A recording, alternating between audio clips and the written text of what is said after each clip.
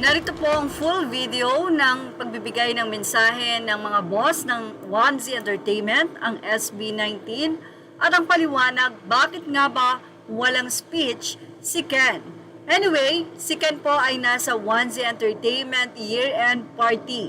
Pero baka nga lang daw late dumating or kaya naman maagang umuwi, kaya hindi na po siya nakapagbigay ng mensahe sa nasabi nga pong Onesie Entertainment. Marami po ang nagtatanong at nais ng paliwanag mula sa SB19. Sabi ni Aloha Monsaya Calme Angge, nandiyan si Ken, either late dumating o maagang umalis, huwag po sanang nagtatampo bakit walang speech si Ken. Anyway, narito po ang speech ng apat na performance.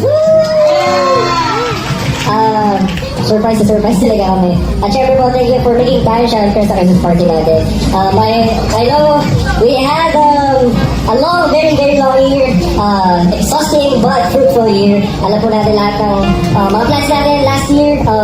Parang tinitingnan lang natin siya as somewhat parang ito yung gusto natin na tahakin for this year. Akala natin medyo imposible. Pero with, syempre, yung lakas ng loob at lahat po ng kumbaga contribution ng bawat isa, determination na binigay dito sa mesa natin, sobrang nagpapasalamat po kami. At gusto rin namin ibalik syempre sa inyo lahat ng syempre lahat ng hard work nyo. Sana po, for this year din, nakakuha rin pa rin kayo ng maayos na pahinga, maayos na and use family during Christmas break. But ayun, hindi ko na rin po alam yung sasabihin ko. Gusto ko na magpasalamat sa lahat.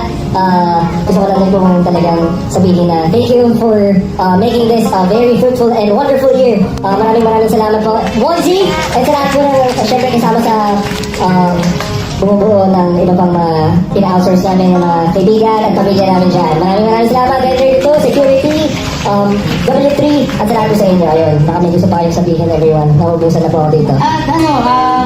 Gusto ko lang din i-congratulate lahat, guys. Lahat kayo, lahat tayo. Sa lahat ng achievements na nagawa natin. Small man yan or malaki. For this year, we've conquered so much. Marami tayong pinagdaanan, paghihirap, saya, new experiences, new learning. So, sana next year, paunin natin lahat yon. And bago yung i-treat lang yung mga sarili, maging masaya. So, ayan. Congratulations sa inyo lahat. Maraming salamat. First of all po, thank you so much for spending the night with us. Maraming salamat po. Just to make it short, maraming salamat po sa lahat ng nakasama namin sa journey na to from the start until now.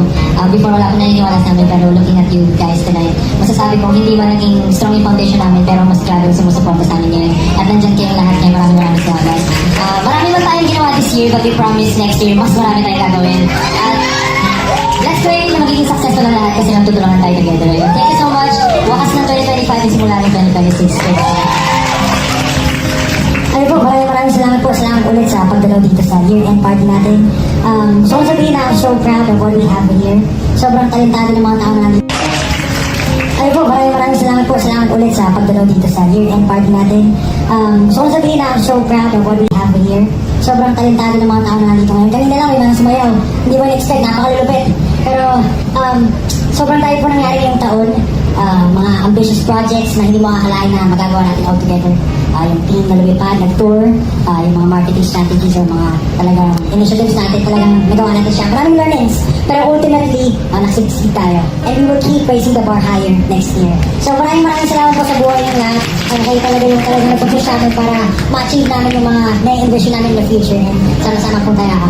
Maraming salamat po. Sana po nag-enjoy kayo. Happy holidays po! Thank you po, SB19. At yan ang ating showbiz love update. Images are all credit to the rightful owners. Please like, share, and subscribe.